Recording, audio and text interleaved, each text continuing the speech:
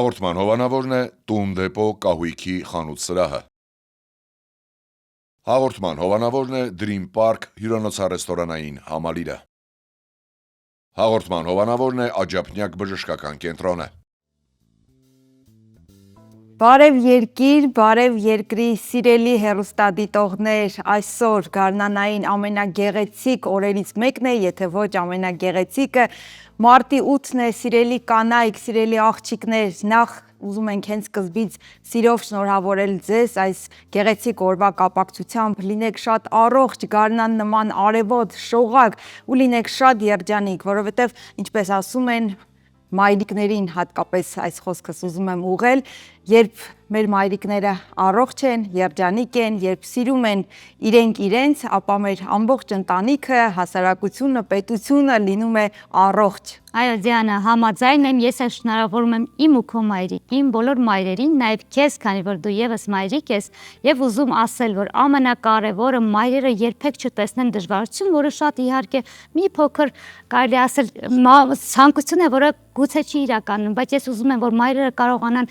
բոլոր դժվարությունների միջով ասել հեշտությամբ եւ լինեն միշտ պայծառ, երջանիկ եւ ինչպես դու նշեցիր արդեն ամենակարևորը առողջ, շնորհավոր սիրելի կանայք, մայրեր եւ աղջիկներ, թող որ այս գարունը, ինչպես Դիանան ասաց, իր ջերմությամբ լցնի մեր սրտերը, ձեր սրտերը եւ մենք բոլորս լինենք ներդաշնակ եւ երջանիկ։ Շնորհակալ եմ, իհարկե քեզ էլ եմ շնորհավորում։ Շնորհակալ եմ։ Դու էլ ես անպայման մայր դառնալու։ Մենք բարև երկիրն ենք, այսօր մարտի 8-ն է եւ ավանդաբար պետք է հիշենք առաջին հերթին իհարկե մեր գործընկերներին, նրանք են Տուն դեպո խանութ սրահը, Dream Park հանգստյան գոտին եւ Աջափնյակ բժշկական կենտրոնը։ Այո, նրանց ներկայությունը մեր կյանքում շատ այս շրջանում կարևոր է, որովհետեւ բարև երկիրը ամեն շաբաթ եւ կիրակի ասում է բարի լույս, քանի որ նրանք մեզ աջակցում են եւ իհարկե գնալով Աջափնյակ բժշկական կենտրոն դուք կստանաք յուրահատուկ մոտեցում, իսկ Dream Park-ի յուրահատուկ գեղեցկության եւ կարևորության մասին կպատմի իմ գործընկերը։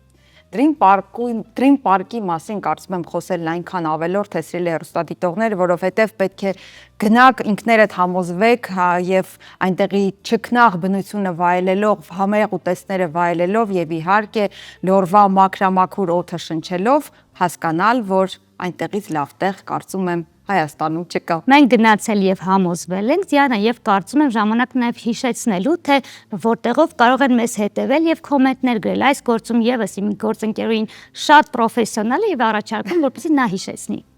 Այո, սիրելի հեռուստադիտողներ, եթե քնած եք մնացել, բայց մեզ շատ սիրում եք եւ ուզում եք անպայման մեզ դիտել, կարող եք մեր թողարկումներին հետևել Երկիր մեդիայի YouTube-յան եւ Telegram-յան ալիքներով, ինչպես նաեւ Երկիր մեդիայի ու Բարև երկրի Facebook-յան ու Instagram-յան էջերով։ Սկզբի համար կարծում եմ արդեն բավական է, արարողակարգն ավարտեցինք, անցնենք արդեն օրվա խորհրդին եւ տեղեկատվությանը։ Մարտի 8-ին իհարկե մեր ամբողջ եթերի ընթացքում դեռ անդրադառնալու ենք, բայց սկսենք մեր հաղորդումը հոգեվոր տեղեկատվությամբ։ Ինչպես որ մենք սիրում ենք։ Այո։ Այսօր մեծ պահքի 4-րդ կիրակին է, որն ունի արարչության 4-րդ օրվա ու այս կյանքի 4-րդ դարի խորհուրդը եւ կոչվում է տնտեսի կիրակի։ Այսօր ընթերցող ավետարանական առակը պատմում է, թե ինչպես մի մեծահարուստ գովասանքի է արժանացնում իր անիրավ տնտեսին, որը հնարամտությամբ օգտագործում է իրեն վստահված նյութական հնարավորությունները բարքերը մարելու եւ մարդկանց բարեհաճությանն արժանանալու համար։ Բոլորը, այդ թվում եւ մեծահարուստը, գիտեին, որ տնտեսի կատարածը հանցանք է, սակայն նա գովեց ոչ թե տնտեսի անիրավությունը, այլ գործելակերպը։ Անիրավ տնտեսի օրինակը ցույց է տալիս, որ մենք աշխարհում Աստծո կողմից, թերևս Աստծո կողմից տնտես ենք նշանակված։ Ուստի անհրաժեշտ է, որ լավագույնս տնօրինենք մեր հնարավորությունները, անիրավ տնտեսից տարբերվենք նրանով, որ այդ հնարավորությունները օգտագործենք ոչ թե իշա անձնական բարեկեցության, այլ իշա անձնական եւ ընդհանուր բարիքի։ Այո, շարժվենք առաջ եւ չենք մոռանում, որ այսօր մեր տոնն է, սիրելի կանայք եւ աղջիկներ, եւ հենց անդրադառնանք բույննյութին, ներկայացնենք հակիրճ թե մարտի 8-ը որտեղ սիրում ես մարտի 8-ը։ Այո, ինչու ոչ։ Ես էլ եմ սիրում, բայց երբ որ ուսումնասիրում էինք միասին, թե ոչ այս տարի վաղուց, թե ինչպես է սկսվել այս տոնը, ես հասկացա, որ ոչ միայն այդ ծաղկի փնջերի հետ է դա կապված, ինչը շատ ասոցիացիա է, եւ կուզեմ, որ մենք այս մասին խոսենք հիմա։ Այո, մարտի 8-ը որպես կանանց միջազգային օր նշվում է 1911 թվականից։ ՄԱԿ-ի կողմից օրը հայտարարված է որպես կանանց իրավունքների պայքարի և միջազգային խաղաղության օր։ Ամեն ինչ սկսվեց 1857 թվականին, երբ Նյու Յորքում աշխատավոր կանայք դուրս եկան ցույցի, պահանջելով հավասար աշխատանքային իրավունքներ, աշխատանքային օրվա կրճատում և աշխատանքային պայմանների բարելավում։ 1908-ի մարտի 8-ին Նյու Յորքում կրկին բողոքի ցույցեր կազմակերպվեցին, որին մասնակցում էր 15,000 կին։ Այդ անգամ ցուցարարները դուրս էին եկել փողոց ոչ միայն աշխատանքային իրավունքի, այլև նաև ընտրական իրավունքի պահանջով։ Եվ արդեն 1910 թվականի օգոստոսի 27-ին Կոպենհագենում կայացած կանանց երկրորդ միջազգային սոցիալիստական կոնֆերանսին գերմանացի հեղափոխական Կլարա Ցետկինն առաջարկեց մարտի 8-ը հայտարարել կանանց միջազգային օր, եւ այսօր տոնը նշում են աշխարհի ավելի քան 30 երկրում։ Իհարկե տոնին նշելու ձևը տարբեր է, ամեն երկրում տարբեր ձևով են մոտենում այս հարցին։ Այո, ինչպես արդեն հասցրեցինք նշել, ոչ բոլոր երկրներում են, որ մարտի 8-ը նշում են ծաղիկներով, նվերներով եւ ուղեկցվում է տոնական տրամադրությամբ։ Օրինակ Ֆրանսիայում եւ Գերմանիայում այսօրը կանայք փողոց են դուրս գալիս իրենց բողոքն ու պահանջները ներկայացնելու, ինչպես նաեւ տարբեր ոլորտներում բարձունքներ նվաճած հեղինակավոր կանանց փառաբանելու համար։ Շատ հետաքրքիր է։ Այո, եւ ավելի խորհրդավոր։ Այո։ Իսկ ահա Կուբայում մարտի 8-ը նշում են մեծ հանդիսությամբ եւ խորհրդով, սկսած 1959 թվականից, երբ նախագահ Ֆիդել Կաստրոն հայտարարեց, որ հեղափոխության ժամանակ կանայք պայքարել են ոչ պակաս խիզախորեն ու նվիրված, քան տղամարդիկ։ Այդ օրվանից կանայք դադարեցին միայն մոր եւ տնային տնտեսուհու կերպարում հանդես գալ եւ սկսեցին իրենց ավելի ազատ եւ անկախ զգալ։ Այսօրը կուբացի կանայք մեծ խմբով խնջույքներ են կազմակերպում, երգում են, պարում են եւ ժամանակն անցկացնում են այնպես, ինչպես ցանկանում են իրենք եւ տարաբնույթ փառատոներ են անցկացվում։ Այս տրամաբանությամբ են տոնը նշում նաև Վիետնամում, բայց ոչ թե հիշելով ու շնորհակալություն հայտնելով Ցետկինին, այլ հերոսացած չինգ քույրերին, որոնք շուրջ 2000 տարի առաջ պաշտպանել են իրենց հայրենիքը եւ ինքնասպան եղել գերի չընկնելու համար։ Այսօրը վիետնամցիները նշում են հայրենասիրական երգերով, պարերով եւ թեմատիկ փառատոներով։ Եվ շատ հետաքրքիր է, որ հիմա պետք է տեղափոխվենք Չինաստան, որովհետև այնտեղ օրվա շեշտադրությունը ոչ թե տոնական տրամադրություն ստեղծելու, այլ իսկապես կանանց իրավունքների պաշտպանության վրա է։ Չինացի կանանց շնորհավորական ուղերձներ են հղում իրենց աշխատասիրության, ընտանիքի եւ երկրի պահպանության գործում ունեցած ավանդի համար։ Ի դեպ, այստեղ կին բառը ասոցացվում է 35 տարին անց կանանց հետ։ Տոնը նշանավորող հիերոգլիֆն էլ թարգմանաբար նշանակում է տան պահապան կամ տնային տնտեսուհի։ Ավելի երիտասարդները նախընտրում են, որպեսզի իրենց աղջիկ բառով դիմեն եւ իրենց տոնը նշում են մարտի 7-ին։ Այստեղ մեծ ծաղկեփնջեր կամ զարդեր նվիրելն այնքան էլ ընդունված չէ։ Փոխարենը ուշադրություն, տղամարդիկ իրենց կանանց ազատում են տնային հոգսերից, պատրաստում են տոնական ընթրիք, որի ավանդական ու պարտադիր ուտեստներից է հավատարմության դդումը, լցոնված ծովախեցգետիններով, խոզի մսով, թթու վարունգով եւ լոլիկով, ձմերուկով կամ խաղողով։ Ես գնում եմ Չինաստան։ Թերևս չեմ գալիս, բայց թերևս հյուր կգամ իհարկե։ Թերևս լավագույն որոշումն է իրականում կնոջը գոնե մի քանի օրով, հատկապես այն կնոջով տնային տնտեսուհի է, այսպես ասած զրկել տան գործերի իրավունքից եւ այդ ամենը կինը թող վայելի ուղակի կողքից։ Եվ մենք ինչ ենք անում, օրինակ իմ մայրիկը օրեր առաջ սկսում է պատրաստվել, տարբեր թխվածքներ է թխում, ու ես ամեն անգամ ջղայնանում եմ, թե ախր դա ֆոտոնն է, ինչու։ Գիտես, ինձ թվում է սերունդների տարբերության հարց է, բայց չնայած դա նաև բնույթի հարց է եւ շարունակելով։ Գնանք Ճապոնիա հիմա, որտեղ ամբողջ մարտ ամիսը նվիրված է կանանց։ Իհարկե մարտի 8-ին տղամարդիկ իրենց կանանց ծաղիկներ, հատկապես միմոզայի փնջեր են նվիրում, սակայն այնտեղ կանացի գլխավոր տոնը նշվում է մարտի 3-ին, դեղսենիների ծաղկման եւ տիկնիկների տոնին։ Այդ օրն ընդունված է շնորհավորել երիտասարդ աղջիկներին։ Տոնին կանայք եւ աղջիկները անվանդաբար թղթե տիկնիկներ են պատրաստում եւ բաց թողնում գետի մեջ, հավատալով, որ այդպիսով հեռացնում են իրենց տնից անհաջողությունները։ Ավանդույթ է նաև միմյանց ճենապակյա տիկնիկներ նվիրելը եւ տարեց կանանց հետ թեյախմություն կազմակերպելը, որի ժամանակ նրանք երիտասարդ աղջիկներին բարևարքության կանոններին են ծանոթացնում։ Խենթանալու է Ճապոնիայի մշակույթը։ Ես միշտ պլանավորում եւ չեմ գնում, բայց առաջարկում եմ այս ամռանը գոնե միասին այցելել եւ վայելել նրանց ավանդութային գեղեցիկ իրականությունը։ Հաջորդ մի ամսակին։ Հետաձգում եմ միշտ նա։ Շարժվենք առաջ, սիրելի հեռուստադիտողներ։ Իսկ օրինակ Պորտուգալիայում կանայք զվարճանում են եւ նշում են տոնը առանց տղամարդկանց ներկայության եւ ընկերակցության։ Եվրոպական շատ երկրներում եւս մարտի 8-ը պարզապես մեկ սեղանի շուրջ հավաքվելու, զրուցելու, միմյանց կակաշների եւ միմոզաների փնջեր նվիրելու եւ հնարավորության դեպքում այդ օրը եթե աշխատավայրում չեն, ապա խոհանոցում չաշխատելու օր է հայտարարվում։ Բոլոր երկրներից մեզ հուշում են, որ այսօր պետք է գնալ եւ օրը վայելել, չաշխատել, նվերներ եւ ծաղիկներ ընդունել։ Այո, հատկապես ծաղիկներ։ Այո, այս պահին ինչ է մնում, որպեսզի մեր եթերը ավելի գեղեցկանա, իհարկե, մի գեղեցիկ տեսահոլովակ դիտենք եւ արդեն մեր շատ սիրելի ու սպասված հյուրին դիմավորենք։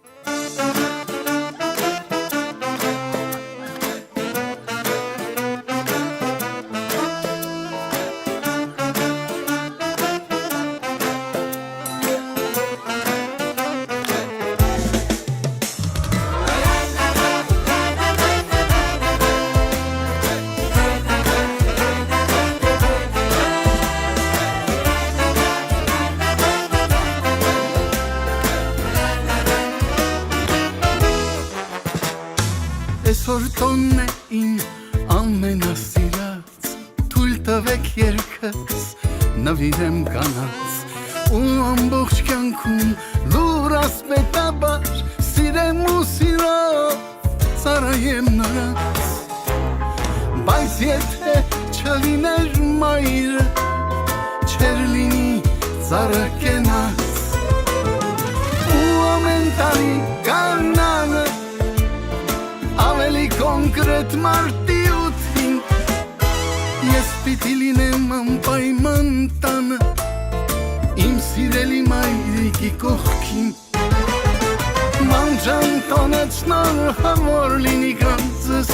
ես քո զավակն եմ դու արար աշխարհս մանջան տոնեց շնորհավոր լինի գանձս ես քո զավակն եմ դու արար աշխարհս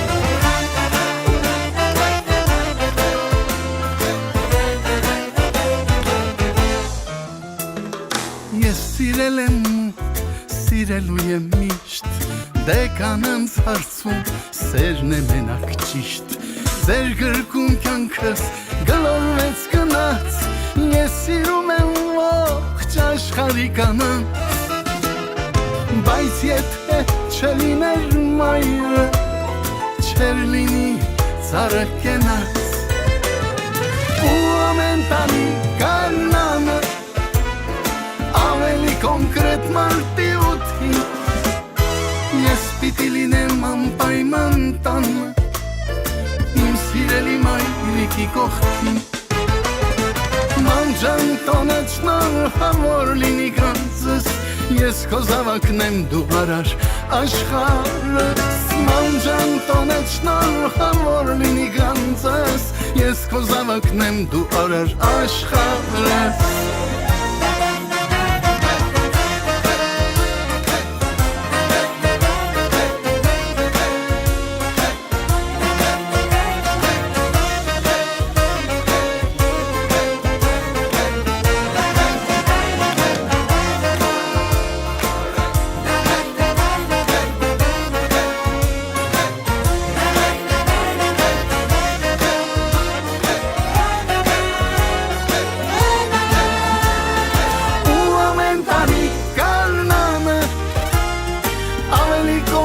Մարտի 8-ին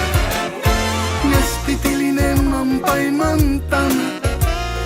Իմ սիրելի մայրիկի կողքին Մանջան տոնեց շնորհավոր լինի գանձս Ես քո զավակն եմ դու արար աշխարհս Մանջան տոնեց շնորհավոր լինի գանձս Ես քո զավակն եմ դու արար աշխարհս Մանջան տոնեց շնորհավոր լինի կանցս Ես քո զավակն եմ դու արար աշխարհս Մանջան տոնեց շնորհավոր լինի կանցս Ես քո զավակն եմ դու արար աշխարհս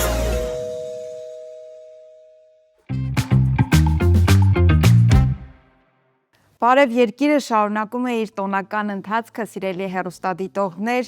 մենք բազմիցս ենք խոսում հայ կանանց նվաճումների մասին, հատկապես հայ կանանց, որոնք աշխարհի բոլոր անկյուններում, բոլոր ոլորտներում կարողանում են իրենց դրսևորել, հաղթահարել խոչընդոտներ, գրավել բարձունքներ եւ մեր անունը, մեր ազգի, մեր երկրի անունը միշտ բարձր են պահում։ Այո, եւ նրանք սովորաբար այնպիսի կամք ունեն, որ ինչպես անձնականում, այնպես էլ գործնականում դառնում են օրինակ։ Եվ այսօր մեր հյուրը շատ հետաքրքիր մի կին, ուժեղ կին է, ով ծանրամարտի աշխարհի եւ Եվրոպայի չեմպիոն, առաջին հայ կինը, ով դարձավ աշխարհի չեմպիոն, Նազիկ Աբդալյան սպորտի զարգացման հիմնադրամի հիմնադիր տնօրեն Նազիկ Աբդալյան։ Մեր բոլորի Նազիկ, ինչպես ասում։ Ողջույն։ Ողջույն, բարի լույս, բարի գալուստ մեր տաղավար։ Շնորհակալ եմ շատ։ Շնորհավոր մարտի 8 եւ առաջիկա մի ամսյակ եւ ուզում ենք նախ եւ առաջ լսել շնորհավորանք եւ մաղթանք հենց ձեզնից։ Օ, այսպես մի անգամից։ Նախ բարի լույս։ Շատ ուրախ եմ այսօր օրս այստեղ սկսելու համար, այսքան գեղեցիկ լիցքերով լիցքավորվելով։ Շնորհավորում եմ մեր կանանց մարտի 8-ի կապակցությամբ։ Ցանկանում եմ, որ իրենք լինեն երջանիկ, իրենց իրոք զգան երջանիկ, ունենան խաղաղ ներաշխար, դա ամենակարևորն է եւ երբ որ մարդ իրեն իրոք երջանիկ, խաղաղ ու ներդաշնակ է զգում եւ որ առիթները շատ լինեն իրենց շփտալու, որովհետեւ կնոջ ուժը այն նուրբ, հոգատար, այն սերը, որ իրենք ունեն իրենց մեջ, այնքան մեծ ուժ է պարունակում, որ ես ուզում եմ, որ դրա համար նախ իրենք լինեն երջանիկ, որ կարողանան երջանկացնել իրենց շրջապատը։ Նազիկ, երբեմն ասում են գեղեցիկ կանանց դժվար է կայանալ, որովհետև երբեմն գեղեցկությունը այո առաջին պլան է մղվում, բայց մենք ունենք օրինակ, ձեր օրինակով, նաև մեր շատ հայ կանանց օրինակով, որ գեղեցկություն, աշխատասիրություն, ուժ, կամք, այսպես մի ամբողջ փաթեթ է։ Ինչպես է ապրել այդպես գերհարուստ, գերզարգացած, այո, գերհաղթանակներով։ Շնորհակալ եմ շատ իհարկե։ Ես գտնում եմ, որ հաջողության հասնելու համար ոչ թե պետք է համապարփակ ուժեղ լինել եւ ամեն ինչը օգտագործել, այլ մարդ գտնի իր ուժեղ կողմը, զարգացնի եւ հենց այդ ուժեղ կողմի շնորհիվ գնա առաջ։ Նազիկ, թերևս ուժեղ կողմը գտնելու ճանապարհին շատ դժվար է եղել եւ սկսելով ակրոբատիկայից թերևս 18-19 տարեկանում արդեն տեղափոխվելով ծանրամարտի իրականություն, որ այնքան էլ սկզբում հոգեհարազատ չի եղել, այդ ուժեղ կողմը գտնելու բանալին երբ տրվեց ձեր ձեռքում եւ երբ հասկացաք, որ հենց դա է ձեր ուժեղ կողմը, կամքը, ուժը եւ նպատակասլացությունը։ Դա եկավ ընթացքում։ Դե բնականաբար, երբ որ այդ ամեն ինչի մեջ ապրում ես, շատ դժվար է ենթադրություն անել հենց այդ պահին կամ ինչ-որ վերլուծություններ անել, այդ պահը անցնում է եւ հետո հետ նայելով դու շատ կարևոր եզրահանգման ես գալիս, թե ինչպես ապրես մնացած հետագա կյանքդ եւ այո, ինձ ծանրամարտը շատ կյանքում շատ մեծ կարևոր որակներ է տվել, որոնց վրա հիմնվել է իմ հենց մարդկային տեսակը։ Կարող եմ բերած օրինակը հիմա շատ պարզ լինի, պրիմիտիվ, բայց ես հասկացա, որ ֆիզիկապես իմ ոտքերը շատ ուժեղ էին եւ հասկացա, որ պետք է ես ավելի զարգացնեմ այն։ Գիտեք, այդպես շատ մի հատ նրբություն կա, երբ որ դու ուժեղ կողմ ես ունենում, դու չպետք է մատերի արանքով նայես եւ մտածես, որ լավ ուժեղ ես կկարողանաս տանել։ Երբ որ հենց սկսեցի մի քիչ մատերի արանքով նայել կամ ինչ որ երևստահություն եղավ քո մոտ, կարող է հենց բարդությունը հենց այդտեղից գալ։ Պետք է ֆիքսվես դրա վրա եւ ել ավելի ուժեղացնես։ Այս պարագայում ես կարող եմ այդպես շատ սպորտը ինչով է լավ, որ կարողանում ես կոնկրետ օրինակներ բերել, շատ պարզ է, տեսանելի է ամեն ինչը եւ հենց մրցումներին ինձ շատ օգնել է։ Ֆիզիկական առումով իմ մկանային համակարգը, բայց արդեն հոգեվոր առումով դա տարիների աշխատանք է դա երկար։ Թերևս չթաքցնելով ասեմ մեր հեռուստադիտողին, որ ես Նազիկին անձամբ ճանաչում եմ եւ կարող եմ ասել, որ միայն ֆիզիկական ունակությունների մասին չէ այստեղ խոսքը, Նազիկը նաեւ լանա շատ ուժեղ կամքի ուժ ունի որը նրա հաջողության հիմքն է, անգամ առօրյա ամենափոքրիկ հարցերում նրա կամքի ուժը վարակիչ է, եւ խոսելով կամքի ուժից, դեռևս բոլորը գիտեն հայտնի պատմությունը ողնաշարի կոտրվածքի, ավտովթարի հետ կապված, ուզեմ շատ արագ այս մասը անցնելով ասել այդ ինչ վերին կամքի ուժ էր, որ ստիպեց ձեզ ոտքի կանգնել ողնաշարի կոտրվածքից հետո եւ գնալ նորից վերցնել այդ ծանրաձողը բարի ուղիղ եւ փոխաբերական իմաստով։ Եվ ես մի փոքր հավելում անեմ եւ հենց այստեղ է, որ ֆիզիկական ուժը այնքան առաջնային չէ, որքան այդ մտքից եւ մեր ներսից բխող ուժը, որովհետեւ ինչպես նշեցիք, այո, ձեր ոտքերը կարող են ուժեղ լինել, բայց մեր մարմինը միևնույն է ղեկավարում է, չէ՞, մեր միտքը, մեր էներգիան, մեր հոգին, դրա համար չլինել նաեւ հոգեպես ամուր, հատկապես սպորտում, կարծում եմ անհնար է։ Ես սպորտից շատ հեռու լինելով կարծում եմ այդպես է ամեն դեպքում։ Միանշանակ, քանի որ այո, շատ թյուր կարծիք կա, որ ծանրամարտը առաջի հերթին ֆիզիկական տվյալներ է պահանջում, դա լրիվ երկրորդային, երրորդային ինչ որ ունակություն է, որ մարզիկը պետք է ունենա։ Այո, կան այլ որակներ, հոգեբանական, այդպես կարգապահական, դա շատ կարևոր է, երբ որ դու մոտիվացիա չես ունենում եւ հենց այդ որակն է, դիսցիպլինան է օգնում դու որ առաջ գնաս, իսկ ինչ վերաբերում է սպորտ վերադառնալուն, ես կարող եմ դա մի բառով ասել, որ որպեսզի հետագայում չփոշմանեմ, որ չեմ փորձել եւ այն մեծ սերը, որ կար իմ սպորտաձևի նկատմամբ, այն ցանկությունը, այն երազանքը, որ ես ուզում էի դա շարունակել, հենց այդ ամեն ինչը ինձ օգնեց, որպեսզի ես կարողանամ հաղթահարել այդ լուրջ տրավման, ողնաշարի կոտրվածքը, ու ես հասկացա, որ այո, ամեն ինչ ֆիզիկականի մեջ չէ, այն էներգիայի մեջ է, որով դու սնում ես քո երազանքն ու նպատակը։ Դերևս Նազիկ արդեն գալով ներկայիս ձեր գործունեության իրականություն, քանի որ մենք երկուսս էլ նշեցինք ձեր կամքի մասին, դուք ինքներդ շեշտում եք, որ օրակարգային ճշտապահությունը, կամքը շատ կարևոր է, կարծես թե նոր առաքելություն եք վերցրել ձեզ վրա, այդ մասին խոսելու, իրազեկելու մեր նոր սերնդին, բացի այդ ստեղծելու նրանց համար նոր պայմաններ եւ ինչի հիմքով էլ ստեղծվել է Նազիկ Ավդալյան սպորտի զարգացման հիմնադրամը։ Մի փոքր եթե կարելի այս մասին խոսենք։ Դա այո, եկել է իմ ճանապարհի, անցած ճանապարհի արդյունքն է, եւ դա բնավ ինքնաբուխ չէ, իմ ցանկությունը այնպես չէ, որ իմ ցանկությունն է եւ դա միայն դրա վրա է կառուցվել։ Տարիներով շփվելով մարզերում ապրող երեխաների հետ, անընդհատ ես մտածում էի, որ ինչ հնարավորություններ կարող ենք մենք ստեղծել այնտեղ ապրող երեխաներին, որպեսզի իրենք ունենան հնարավորություններ իրենց ներուժը բացահայտելու, կյանքում ինքնադրսևորվելու, կայանալու, հաջողության հասնելու, ազգային արժեքներ լինելու, ինչի՞ չէ նաև առանց լքելու իրենց գյուղերը, մարզերը, որովհետև տարիներով տեսնել, թե ինչպես է երեխան իր գյուղից հեռանում, որպեսզի կարողանա մասնագիտություն ձեռք բերել, իր երազանքին հասնել, դա ինձ համար շատ դժվար էր, երբ որ գնում շփվում գալիս է օրերով, ես այդ ապրումների մեջ ապրում էի, ու կարելի ասել եկա նրան, որ ստեղծեմ հիմնադրամ, որի միջոցով կկարողանանք մարզերում մենք կառուցել մարզակրթական կենտրոններ, բոլոր պայմաններով ինչը պետք է պրոֆեսիոնալ սպորտով զբաղվելու համար երեխաներին եւ ոչ միայն սպորտի զարգացումն է դրա մեջ ընդգրկում, այն հիմնված է կարելի ասել ամբողջական մի արժե համակարգ է ստեղծում մարզում, Հայաստանում, կանաչ տեխնոլոգիաները, դա եւս շատ կարեւոր մտածելակերպ է, որ երեխաները զարգանում են էկո մտածելակերպով, այդպես մեծանում են մի համապարփակ զարգացում եւ գյուղերի, եւ մարզի, եւ ամբողջ Հայաստանի համար։ Ճիշտ է, դա եղել է իմ այս տարիների արդյունքը, բայց ոչ թե իմ ցանկությունը, այլ այն երեխաների ցանկությունը, որոնց հետ ես շփվել եմ տարիներով։ Որ մարզերում առաջինը կբացվեն դպրոցները։ Առաջինը Արտիկի շրջանի Փանիկ գյուղում է։ Ինչու Փանիկ, որովհետև ես ծանոթ էի այդ շրջանին, մեր առաջի հանդիպումը համայնքապետարանում շատ հետաքրքիր ստացվեց, շատ միանգամից ինձ հողատարածք առաջարկվեց, արդեն 14,000 քառակուսի մետր հող տրամադրել են հիմնադրամին այդ կառույցի համար, շատ հետաքրքիր ու շատ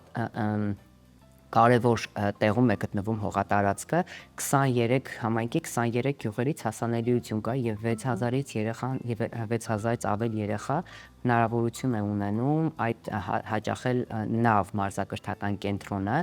շատ կարևոր է իհարկե տարածքը, թե որտեղ է գտնվում։ Այդպես առաջինը Արտիկի շրջանում է, բայց ես շատ մեծ հույս ունեմ, որ այլ մարզերում եւս շատ շուտ կսկսենք արդեն աշխատանքներ տանել։ Բոլոր մարզաձևերն են ներառվելու։ Ոչ իհարկե, սկզբից մտածում էինք պարզապես ծանրամարտ, բայց հետո հասկացանք, որ այն խնդիրը, որ մենք դնում ենք մեր առաջ, միայն ծանրամարտով չի լուծվի, քանի որ երեխան կկա, ծանրամարտով կզբաղվի, չհաջողելու դեպքում կթողնի սպորտը, իսկ հիմա նա ունի ընտրության հնարավորություն, ինչը եւ մեզ համար շատ կարեւոր էր, որ երեխան ունենա ընտրության հնարավորություն։ Ներառված են ծանրամարտ, տմշամարտ, բռնցքամարտ, սպորտային եւ ազգագրական պարեր, լող եւ ֆուտբոլ։ Ներառված են նաեւ փափուկ հմտությունները, սպորտային բժշկություն, սպորտային հոգեբանություն։ Տարածքում կա ամֆիթատրոն, որպեսզի երեխաները կարողանան ֆիլմեր դիտել, միջոցառումներ, ցուցահանդեսներ, մշակութային նաեւ ձևով զարգանան, որ միայն համապարփակ լինի զարգացումը։ Կա գրադարան, ճաշարան, սեմինարների սենյակ, մի միջավայր, որ երեխան կարող է գալ, իրեն ապահով զգալ, զարգանալ, կրթվել, Զարգացման, այո, կենտրոն։ այո։ Նազիկ, իսկ ասեք, քանի որ սա հերթական ձեր կյանքի ծանրաձողն է, որը դուք բարձրացնում եք փաստացի, քանի որ կարող եք ուղղակի մարզիչ լինել, բայց նախընտրեցիք մարզերի վրա շեշտը դնել, մարզերում ապրող երեխաների վրա, քանի որ նրանց ներուժը, ինչպես շատ նշում եք, կարևոր է։ Այս պահին ովքեր պետք է լինեն ձեր կողքին, ձեր հիմնադրամի կողքին, որպեսզի այդ ամենը հնարավորինս արագ կայանա։ Բոլոր նրանցում հետաքրքիր է, կարող են մտնել Avdalian Foundation կայք, ունի Instagram-յան, Facebook-յան էջ, այնտեղ ծանոթանալ մեր դեռ նոր սկսվող գործունեությանը, կա նվիրաբերության հատված, որտեղ որ կարող են նույնիսկ տնային տնտեսությունից սկսած մինչև ամենախոշոր գործարար միանալ, նվիրաբերություն անել։ Դա ինձ համար ինչի է շատ կարևոր, այո, փոքր թվացող ներդրումով նույնիսկ մենք կարող ենք շատ լուրջ արդյունքներ ունենալ։ Դա մարդկանց կարող է մեծ ծրագիրը մեծ թվալ եւ այդ մտածեն, որ փոքր գումարներ ինչ կարող են անել, բայց շատ մեծ ու կարեւոր հարցեր լուծել երեխաների համար, ովքեր որ լինելու են սպորտի մեջ։ Շատ կարեւոր է գործարարների ներգրավվածությունը եւ առիթից օգտվելով ուզում եմ շնորհակալություն հայտնել բոլոր նրանց, ովքեր այս ծրագրի կողքին են, արդեն աջակցում են, միացել են այս նախագծին։ Հետագայում պատրաստվում է անպայման նաև արտասահմանում անել միջոցառումներ, գալանտրիկներ, որպեսզի նաև արտասահմանյան հայերի ուշադրությունը դարձնել դեպի Հայաստան, դեպի Հայաստանի մարզերը, այնպես որ ովքեր որ կուզենան միանալ, մենք շատ ուրախ կլինենք։ Տեսեք, այնքան հետաքրքիր է, քանի որ մենք լինելով այսպես էմոցիոնալ ազգ, մենք մեր մարզիկներին ճանապարհում ենք մրցումների, այդպես ոգևորում ենք իրենց, մենք ենք ապրում իրենց հետ եւ ինչքան կարեւոր կլինի, որ յուրաքանչյուրն զգա, որ ինքն էլ իր ներդրումն ունի այդ երեխայի չեմպիոն դառնալու գործում։ Թերևս ապագա չեմպիոններ կերտելու գործում կհամաձայնես շատ կարևոր է յուրաքանչյուրիս ներդրումը, թեկուզ եւ փոքր սիրելի հեռուստադիտող, հետևեք Նազիկ Ավդալյան հիմնադրամի էջին։ Նազիկ, անցնելով արդեն որպես կին, կայացած կին, ժամանակին մենք գիտենք սպորտսմեն ուժեղ Նազիկին, հիմա մենք տեսնում ենք շատ նուրբ, կանացի, չեմ ուզում ասել փոքր ամառին, բայց նրբակազմ Նազիկին, այդ ճանապարհը անցնելուց հետո դառնալ նրբակազմ եւ փոխել այդ գիծը մարդկանց մոտ։ Արդյոք այս նրբակազմության հետևում նույն ուժեղ Նազիկն է թե ոչ, եւ նրբակազմությունը, կանացիությունը ինչպես համադրել սպորտի հետ։ Ես թերևս այդպես կորակեմ այս երևույթը, քանի որ մենք այն ժամանակ ունենք մեր առջև դրված գերխնդիր, այն է մեր երկիրը ներկայացնել աշխարհին, այն նաև ֆիզիկական սպորտաձևում։ Իհարկե մենք մեր նպատակը ոչ թե դնում ենք մեր գեղեցկությունը, կանացիությունը պահպանելու վրա, այլ ինչպես անել, որ կարողանանք ճիշտ մարզվել, Ճիշտ սնվել, այո, մասնագիտական։ Եվ այդ ժամանակ մի քիչ երկրորդային պլան է մղվում, բայց նաև հոգեբանական մի շատ կարևոր, բայց թյուր ըմբռնում կա, շատ աղջիկներ են այդպես փորձում, նաև հոգեբանորեն են փոխվում, իրենց քայլվածքն է մի քիչ կոպտանում, իրենք թվում է, որ մի քիչ ավելի ոչ կանացիկ հայլ են, այդպես իրենց պահեն, դա նաև ֆիզիկականի վրա է ազդում, բայց դա բնավ այդպես չի, իմ խորհուրդն է աղջիկներին, այո, լինել կանացի, նուրբ եւ ցույց տալ հենց այդ ամեն ինչի մեջ, որ դու ուժեղ ես, դրա մեջ այնքան մեծ ուժ կա։ Իհարկե սպորտում լինելու տարիներին մի քիչ ավելի ատլետիկ ես լինում, ֆիզիկապես դե բնականաբար երբ որ ուժեղ ես լինում, պարապում ես մկաններ, դա ավելի մի քիչ արտահայտ, բայց դա ժամանակավոր է, ինչ որտեղ նաև գեղեցիկ է, գեղեցիկն հարաբերական է, երբեք եւ որևէ մի կերպ չեն կարող մի երևույթը միանշանակ որակել գեղեցիկ եւ ոչ գեղեցիկ։ Շատ հաճախ պետք է ասել Դա դրա մասին։ ընկալումից է կախված մարդու ճաշակից, ինչպես ասում են, իսկ հիմա ցավոք կարող եմ ասել ոչ այդքան ֆիզիկապես ուժեղ եմ, որովհետև դե բնությունը, տարիքը, բայց հիմա շատ ավելի դժվար է ինչ առումով, այդ ճանապարհը որ անցել ես, պետք է համենայն դեպս ես եմ այդպես մտածում, որ այն ճանապարհը որ ես անցել եմ, ուզում եմ հենց այնպես չլինի եւ այն արժեքը որ ես ստեղծել եմ կարողանամ հնարավորություն ունենամ ծառայեցնելու նաեւ այլ սերունդներին, ինչի համար չկարողացա աշխատել որպես մարզիչ կամ այլ ոլորտում, ամենտեղ ինձ փորձել եմ, բայց զգում էի որ ինչ-որ մի բաց կա, որ ես պետք է լրացնեմ եւ այդ գործունեությամբ չեմ կարող այդպես լայնամասշտաբ աշխատանք անել եւ եկա նրան, որ ինչքան էլ ուզում է բարդ լինի, ինչքան էլ ուզում է անհնարին թվա այլոց համար, բայց դա իմ ընտրած ճանապարհն է, ես եմ ապրում դրանով, ես եմ տեսնում թե ինչի կարող է բերել ու բոլոր նրանք, ովքեր որ կիսում են այդ արժեքները, հավատում են այս գաղափարին եւ ցանկություն ունեն ներգրաված լինելու այս ծրագրի մեջ, կարելի ասել հատկապես սկզբնական փուլում։ Այո, հատկապես սկզբնական փուլում, որովհետեւ իրոք մարդիկ որ կան բնականաբար մարդիկ որ չեն հավատում, չեն պատկերացնում, այլ ոլորտում են եւ դա շատ նորմալ է, որովհետեւ իրենք չեն ապրում դրանով, ես էլ չեմ պատկերացնում իրենց ոլորտում, թե իրենք ինչպես են հաջողությունների հասնում կամ այն ճանապարհը, որ իրենք են պատկերացնում, դա շատ նորմալ է,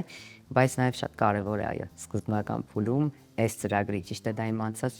ճանապարհի հիման վրա է, բայց ես մենակ չեմ կարող անել եւ մեր ամբողջ հայազգի այն մարդիկ ովքեր որ կիսում են այդ արժեքները շատ ցնայ լինեին այս ծրագրի կողքին, մեր կողքին։ Նազիկ, ձեր անցած ճանապարհին, ձեր դժվարություններին, հաղթանակներին մենք առավել ծանոթացանք ձեր մասին պատմող մեդալի հակառակ կողմը ֆիլմի միջոցով եւ զգացինք մեր մաշկի վրա, ինչու ոչ։ Հետաքրքիր է, երբ ձեր այդ ճանապարհին, այդ ձեռքբերումներին եւ թերություններին եւ զախողումներին նայում եք արդեն կողքից, այլոց աչքով, կադրից այս կողմ, հետաքրքիր է, ինչ է դա տալիս ձեզ։ Գուցե նայում եք արդեն կադրով եւ մտածում եք, այսա կարող էի այլ կերպ անեի, սա սխալ արեցի, սա ես էի, ինչպես կարողացա այո հաղթահարել այս ամենը։ Ինչ որ բան փոխվեց ֆիլմից հետո ձեր մեջ։ Ես կասեի ոչ թե ֆիլմից հետո հիմա որ հետ եմ նայում, ես էլ պահիտակ զարմանում եմ, որ ես միթե չէի գիտակցում այն վտանգը, որ կարող է լինել եւ այո շատ բարդությունների առաջ կանգնեցի եւ արդյոք հիմա կգնայի նույն քայլին, հիմա դժվար թե գնայի, որովհետեւ այն էներգիայով են հոգեվիճակը չունեի, ինչ որ առաջ ունեի, այն զգացողությունները չունեի, դրա համար հիմա դժվար թե անեի դա եւ տեսեք էլի ինչ որ ենթադրություն եմ արել դրանից, որ այն ինչ որ անում ես շատ կարեւոր է թե դու ինչ էներգիայով ես լցված, որովհետեւ հենց դա է քեզ առաջ տանելու։ Դրա համար կարծում եմ, որ պետք չի որևէ մի բանի համար, ինչպես ասեցիք, փոշմանել կամ այսպես կարող է լինել կամ ոչ մի բան մարդու կյանքում հենց այնպես չի լինում, ոչ մի բան նույնիսկ թեկուզ թվում է թե սխալ է ճանապարհը, պետք է ինչ որ այլ նույնիսկ մասնագիտության հետ կապված այլ մասնագիտություն դրել, թողնում են սկսում են զրոյից, երբեք եւ որևէ մի բան մարդ չի սկսում զրոյից, որովհետեւ ունի անցած ճանապարհ, ունի այն կյանքը, որը որ մեծ, եթե ինքը հետ նայի, շատ կարեւոր եզրահանգման կգա, թե ինչպես ապրել, ինչպես գործել այն ոլորտում, որը որ թվացյալ նոր է սկսում,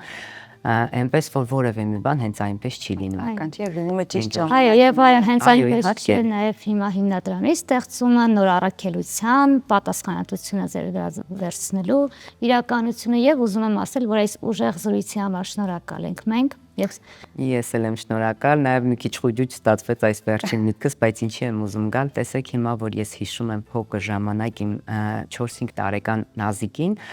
նա երազանք ուներ, որ այո իր մասին ֆիլմ կնկարվի, այդպես հետաքրքիր երազանքներ էի ունենում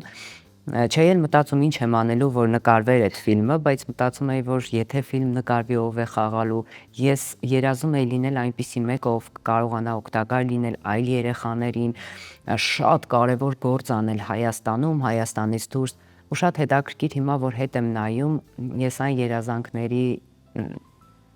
կինն եմ, մարդն եմ, կարող եմ ասել, ում մասին երազում էր փոքրիկ Նազիկը, եւ ինչու՞ չէ, նաև երևի թե այս անցած ճանապարհը այն ճանապարհն էր, որը որ պետք է անցնեի, որպեսզի կարողանայի անել այս գործունեությունը։ Դրա համար ոչ մի բան, այո, հենց այնպես, իհարկե, հենց այնպես չի լինում։ Թվացial ցախողումն էլ կարելի է, եթե մենք մի քիչ խորը վերլուծենք, դա ամենակարևոր քայլն էր դեպի մեզ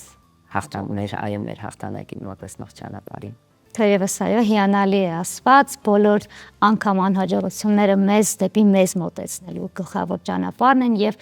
ուզում եմ հիշեցնել սիրելի հեռուստադիտող, եթե ուզում եք միանալ Նազիկին իր նոր առաքելության համար, հետևեք նրա էջին, ինչպես նաեւ Նազիկ Ավդալյան սպորտի զարգացման հիմնադրամի էջին եւ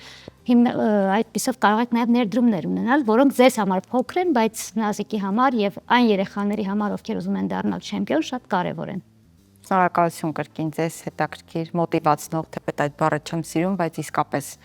օրինակելի, ողջունելի զրույցի համար։ Շնորհակալ եմ։ Մենք Բարև երկիրն ենք, շարունակում ենք մեր ընթացքը։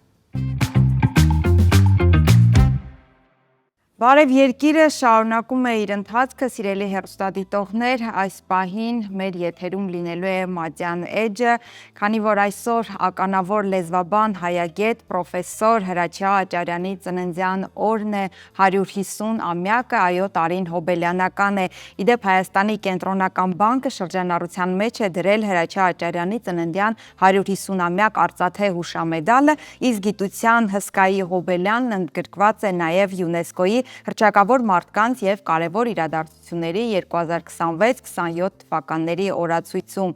Այս պահին դիտենք մեր շատ սիրելի էջը և արագ վերադառնանք։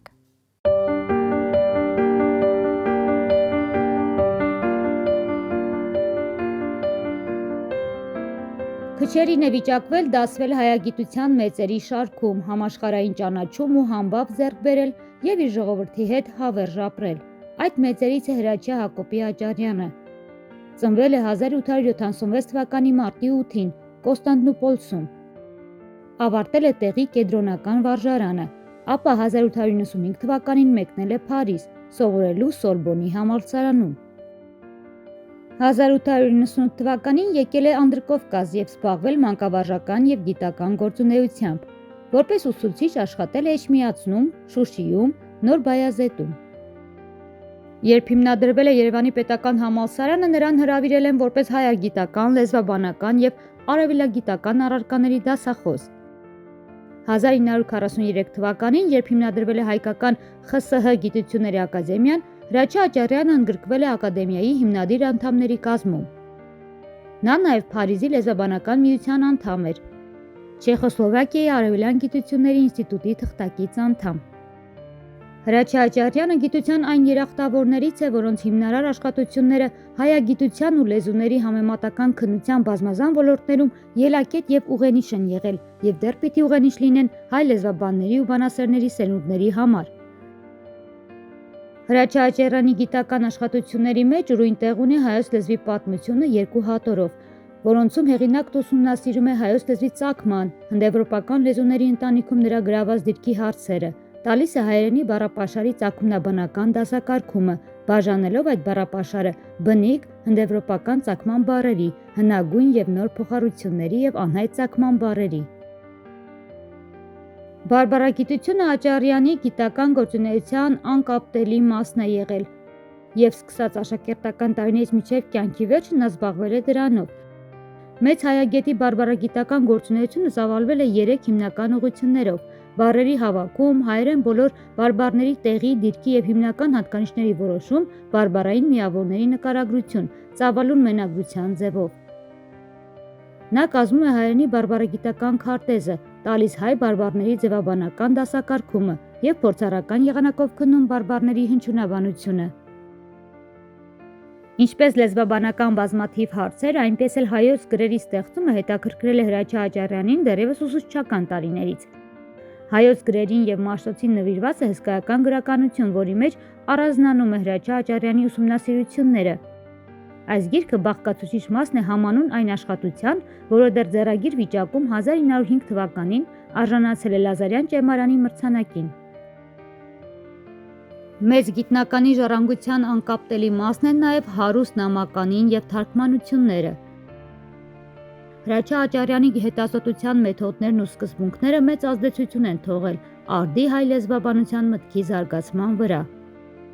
Այսօր էլ հայերենի պատմահամեմատական ուսումնասիրությունների ոլորտում հայ բարբարագիտությանն ու հայոց լեզվի պատմությանը նվիրված հարցերի քննության ժամանակ հետազոտողները մշտապես դիմում են նրա աշխատանքներին, որպես ամենավստահելի մեկնակետի։ Հրաչյա Աճարյանը ծնվելով կոշկակարի ընտանիքում իր անփոխարինելի հետքը թողեց հայոց լեզվի զարգացման եւ դրսեւորման գործում։ Նա գիտեր 20-ից ավելի լեզու եւ դա օգնում էր նրան հայերենը ավելի զարգացնել եւ դարձնել հանրամատչելի։ Աճարյանը շրջել է պատմական Հայաստանի շատ վայրերով, ուսումնասիրել է մագաղատներ, հուշարձաններ, հատկապես խորանալով մի շարք բարբառների հետազոտության մեջ եւ զանազան նյութեր է հավաքել հայագիտության տարբեր ճյուղերի համար։ Աճարյանը կյանքից հեռացել է 1953 թվականի ապրիլի 16-ին Երևանում։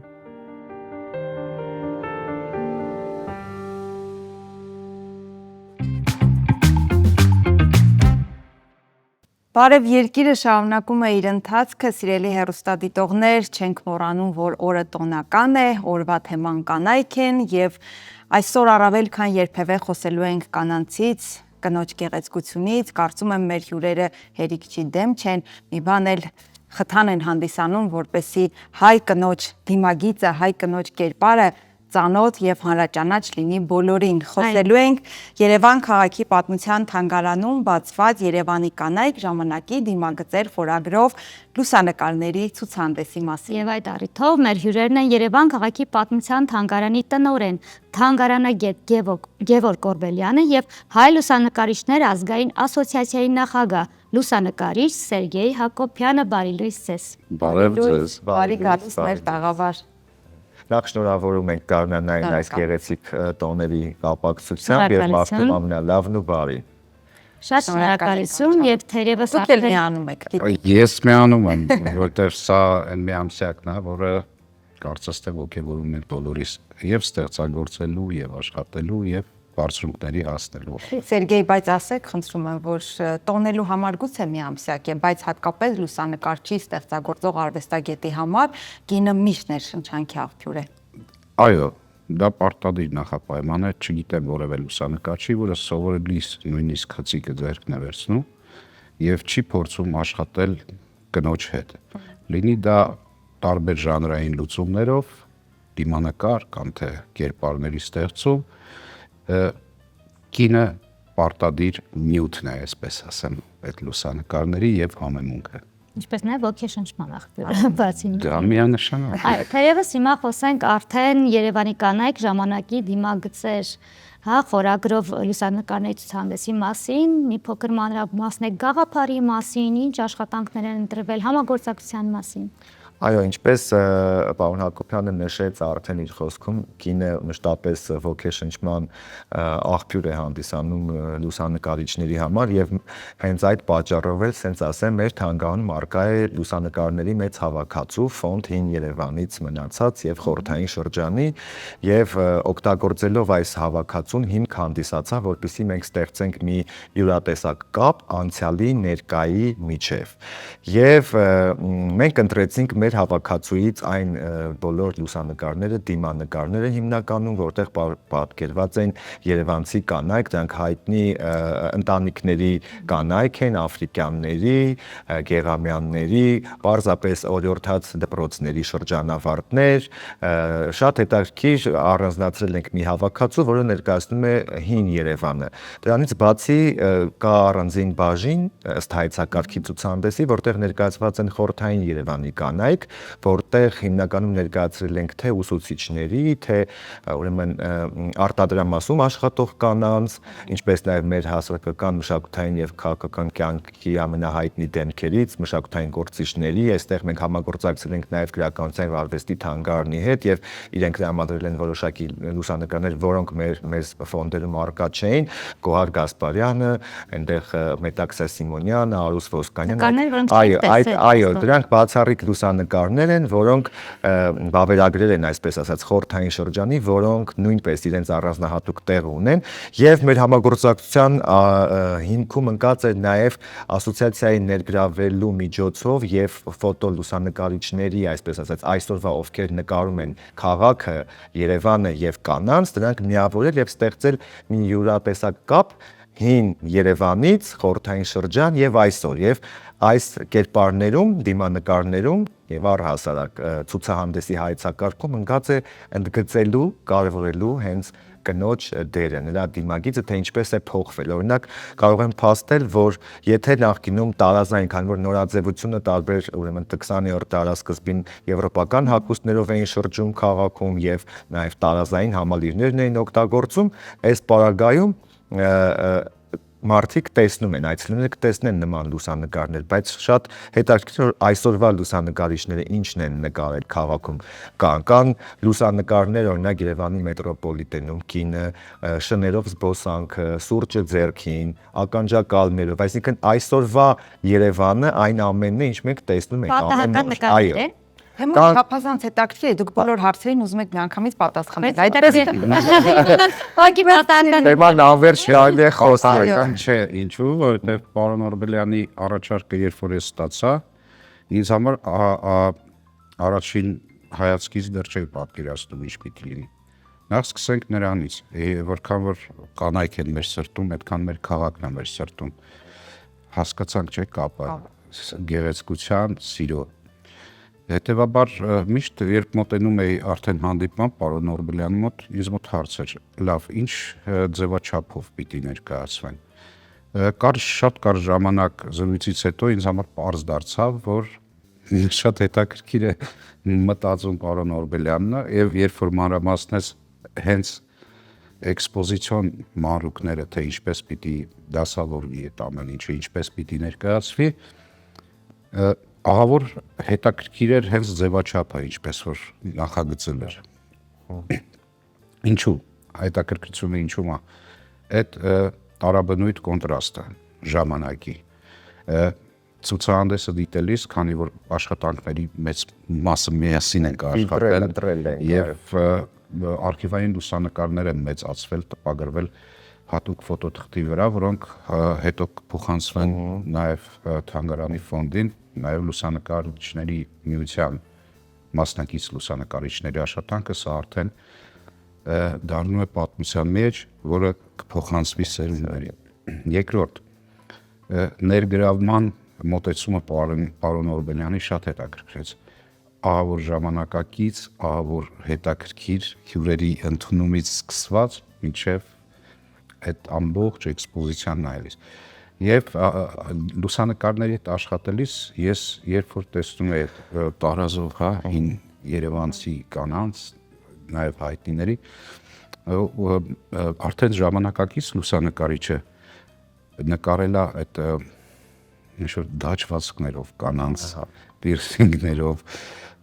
բայց ֆոնի վրա մեր քաղաքն է, Երևանն է, փոխված։ Այստեղ մի բան էլ ասեմ, հատկապես վերջին տարիներին, եթե կընդունեք,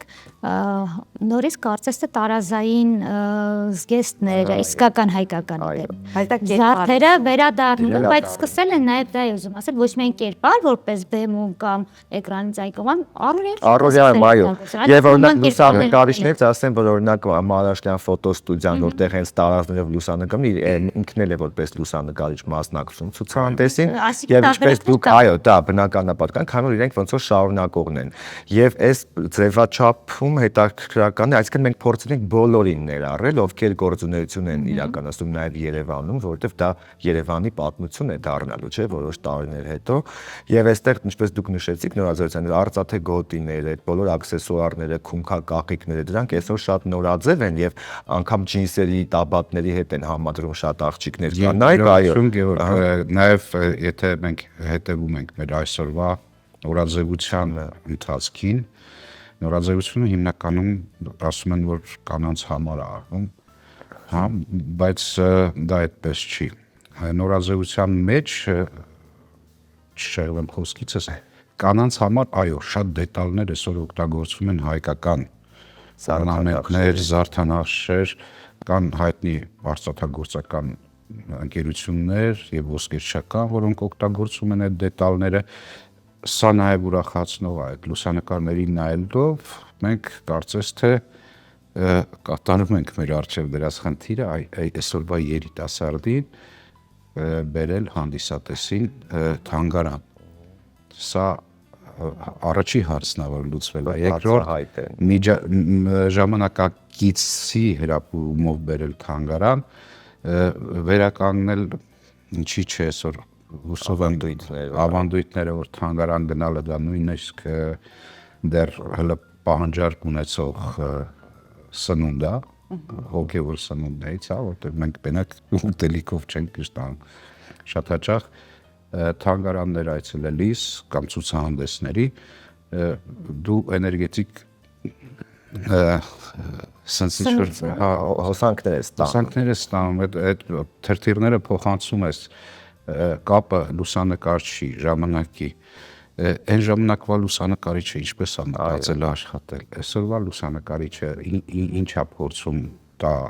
ինչա տեսնում, այս հիմնական կոնտրաստն է, որը կուզեմ նշել, որ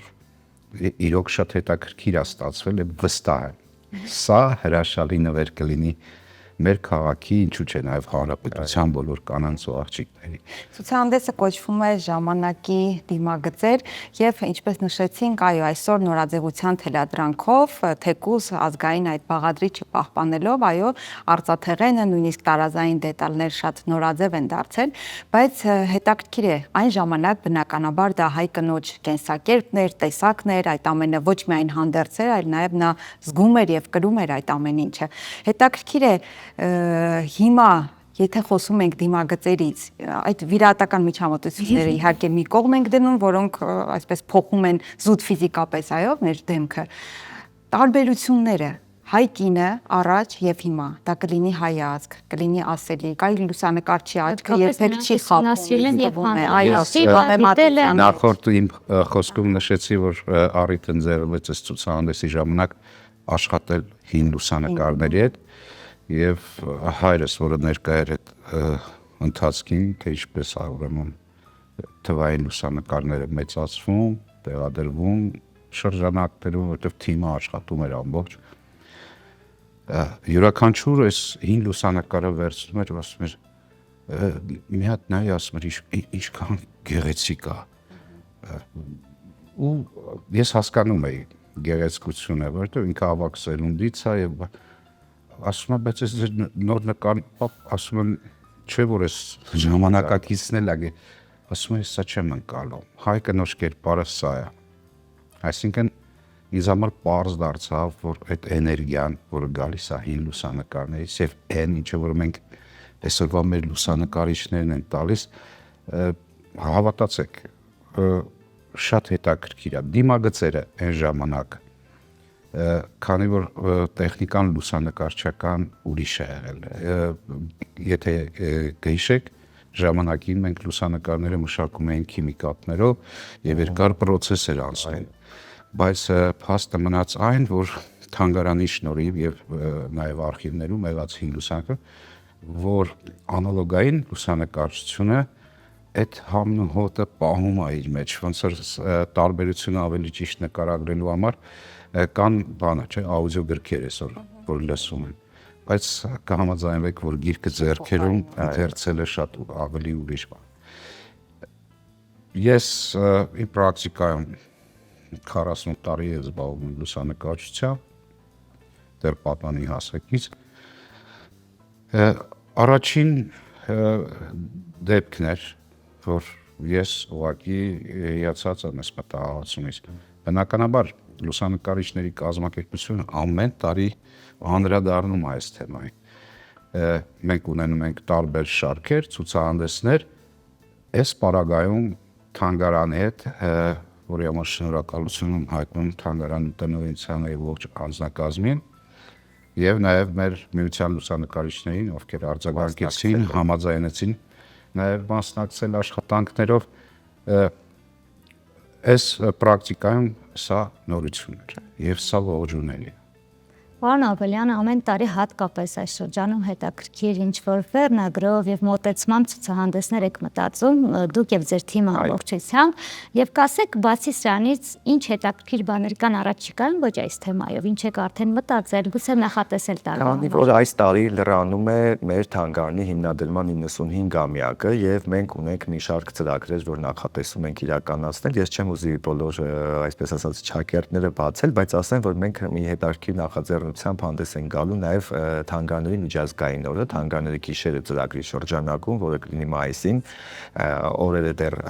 թանգարանների միջազգային օրը նշվում է մայիսի 18-ին, բայց դրան նախորդող կամ հաջորդող շաբաթ երեկոյան թանգարանը կլինի բաց մինչև գմյան այդ ակցիային, մինչև գիշերը ժամը 12-ը եւ հետաքրքիր ձևաչափով համերգային ծրագիր ենք մտածել, նաև մենք իրականացնելու ենք Երևան քաղաք եւ պատմություն, ուրեմն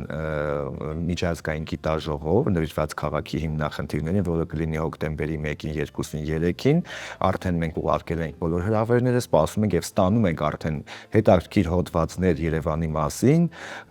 Կարող են մասնակցել։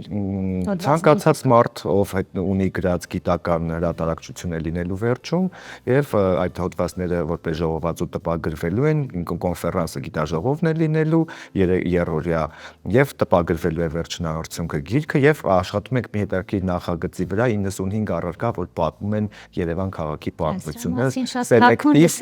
Սելեկտիվ ընտրել ենք մի քանի առարկաներ, 95 խորհրդանշական առարկա, որոնք ներկայացնում են մեր քաղաքի պատմությունը, դրանք հնագիտության շրջանից, ընդգծելով քաղաքի urարտական ժառանգությունը եւ ոչ միայն միջնադարյան Երևանը, 1900-ականների Երևանը, խորհրդային Երևան եւ այն բոլոր ամենալավագույն առարկաները, ինչ որ կան մեր հավաքածուում։ Շատ եւ բնականաբար ցանկացած միջազգային օրվան նվիրված եվրոպական ժառանգության օրերին, դա կլինի Երևանի, Երևանի ուրեմն միջոցառումների շրջանակում մշտապես փորձում ենք ակտիվություն ցուցաբերել եւ պահենք, որտեղ թանգարանները դրանք կենթանի, այսպես ասած, օրգանիզմներ են, որոնք պիտի իրենց առաքելությունը իրականացնելով հռչակեն իրենց հավաքածուները մոտ բերեն համայնքի բնակիչներին, զբոսաշրջիկներին, մատուցեն այս դարում, այս թվային տեխնոլոգիաների դարում շատ հետաքրքիր։ Հիմա տեսեք, պարոն Հակոբյանը այդքան պատմեց լուսանկարը ինչպես ժամերով, ես հիշում եմ նաև, երբ որ արխիվների ուսումնասիրում տեսել ենք, որ հին ձևերով ուրեմն կախել են մինչև չորանա, բայց աչքերը լավ չի եղել, նորից են կրկնել։ Իսկ այսօր մեզ օրինակ արհեստական բանականությունը թույլ է տալի մի վայրկյանում գեներացնել այնպիսի մի նկար, որտեղ որ ֆոնին ինչ ձևով, ինչ ոճով, այսինքն րոպեների ընթացքում մենք կարողանում ենք ցանկացած լուսանկար ստանալ, բայց երբ որ հետ ենք գնում 100-150 տարի առաջ, տեսնում ենք մարդիկ ինչքան են տանջվել, որ մի լուսանկար ստանան։ Եվ բնորդը ինչքան է պատրաստվել, դա չէ, ֆիլմերում կարող ենք տեսնել։ Եվ դրա համար հենց պատահական որ ներողություն Երևանում գործել են անգամ տաղավարներ, նկարչական կոմբինատներ խորհրդային շրջանում լուսանկարչական, Խանոյաններն, Երևան անվանումով շատ կան։ Այո, այդ ամենը որ sense նայում ենք, sense վերհիշում ենք ժամանակի մեջ, ինչքան բարդությունների միջով ենք անցել, իսկ այսօր այս թվային դարում իմ հիմնական ասելիքն է, որ ինչպես մենք նաև մոտեցնենք մեր այսօրվա սերնդին, մեր ավանդույթներին ներկայացնենք, որպեսզի մարդիկ տեսնեն այդ անցումային շրջանը։ Եվ այստեղ այս բառերը պատահական ընտրված չեն խորագրի։ Երևան, կին, գեղեցկություն, դիմագիծ, ժամանակ, այսինքն ցանկացած նախագիծ ցուցադրություն կլինի գիտական հրատարակություն, մենք շատ թիմային աշխատանքով աշխատում ենք, մտածում ենք, որպեսզի այդ բանալի բառերը դառնան հետաքրքիր գրավիչ, որը որ հետո իր արդյունքն է տալուս, կրթելու, դաստիարակելու հանրահրճ, այո, այս սեգմենտավորված այսպես Բելյան, մի այսպեսի հետաքրքիր հարց, ինձ հետաքրքիր է զուտ, փորձ արվել է այն բոլոր լուսանկարների կանայք, որոնց գոնե հայտնի տներից եւ ընտանիքներից են եղել, գիտենք նրանց սերունդներին գտնել, օրինակ հրավիրել թանգարան, հրավիրել ցուցահանդեսի կամ գուցե նաեւ այսպես միավորել լուսանկարները նա եւ նրա սերունդները, ուղղակի այսպես Գիտեք, մենք մի քանի սերունդներ կա, որ թանգարանը կապի հետ է իրենց հետ, աֆրիկյաններ եւ մի քանի կան սանահյաններ, մի քանի կան հայտնի երևանցի ընտանիք, որտեղ մենք աշխատում ենք, գալիս են ուսումնասիրում են իրենց ընտանեկան արխիվները եւ այլն։ Մենք նաեւ այս ամբողջ միջոցառումների ընթացքում փորձելու ենք եւ կոչով ենք դիմելու նաեւ մեր հանրությանը, ովքեր ունեն լուսանկարներ, երկու հատ ունեն մեկից եւ պետք չի դրանք կարող են հանձնել թանգարան, թեկուզ խորհրդային շրջանի, որտեղ խորհրդային շրջանի շատ լուսանկարներ մենք հայթայթել ենք, չունենք։ Այսինքն, այո, այդ կոչը շատ կարևոր է որ հնչի, որպեսզի մարդիկ այդ ամենը մեզ որպես թանգարան պահպանելու վայր փոխանցեն, որոնք մենք ուսումնասիրենք։ Դուք նշեցիք, բայց մենք էլ շատ լուսանկարներ ունենք, որ գրված է լուսանկարիչը անհայտ է։ Օրինակ այս լուսանկարում մենք չգիտենք ով է լուսանկարիչը եւ ով է պատկերված։ Այո, շատ գեղեցիկ տիկին, միայն գիտենք, որ Երևան 20-րդ դարաշրջանի լուսանկար, ուրիշ եւ դա ամենևին կապ չունի, որ դարձավ հենց մեր գլխավոր պոստերի հերոսուհին, բայց մենք չկարողացանք գտնել այդ տվյալներ այս կնոջ մասին եւ դեռ շատ կան նկարներ, որ ինչքան փորձում ենք ուսումնասիրել, կապը գտնել, չենք կարողանում։ Շատ լավ, շնորհակալություն ձեր հատկապես այս առավոտը մեզ հետ կիսելու համար, հուսով եմ մեր հեռուստադիտողը կգա, կվայելի ցուցահանդեսը, գուցե իր դիմագծերը կամ իր նախնիների դիմագծերը եւս գտնվեն ձեզ մոտ։ Այո, եւ չմոռանանք, որ լուսանկարները իսկապես ժամանակի վկայությունն են, այն նյութն ու թուղթն են, որ մեզ կապում են մեր անցյալի հետ եւ շատ գեղեցիկ են։ Շնորհակալություն ձեր նախաձեռնության համար։ Դուք էլ շարունակեք հետևել մեզ, սիրելի հեռուստադիտողներ, մենք շարունակում ենք մեր եթերը։ Թերևս կանայք իրենց հետքը միշտ թողել են պատմության տարբեր իրադարձությունների մեջ, բայց այդ հարցում առանձնանում են հատկապես հայ կանայք եւ հայ կանանց անջնջելի հետքեր կան աշխարհի բոլոր անկյուններում եւ ոլորտներում, որոնց մենք այս մեկ ամսվա ընթացքում թերևս կանդրադառնանք։ Այսօր պատմելու ենք հոլիվուդյան լեգենդ, զգեստների օսկարակիր նկարիչ դիզայներ Այրին Շարաֆի մասին։ Դիտենք էջը եւ վերադառնանք։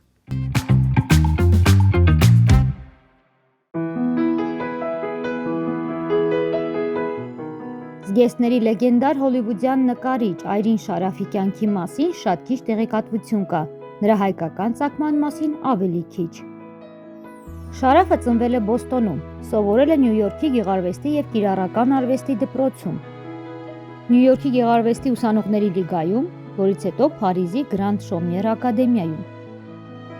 Աշխատանքային գործունեությունը սկսել է որպես նորաձևության իլյուստրատոր, այնուհետև սկսել է զբաղվել կոստյումների դիզայնով։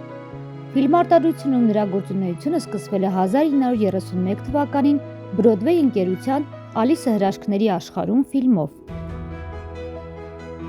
Թագավորը եւ ես ֆիլմում նա օգտագործում է Թայլանդից բերված մետաքս նորաձևության աշխարհում ստեղծելով նոր տենդենց։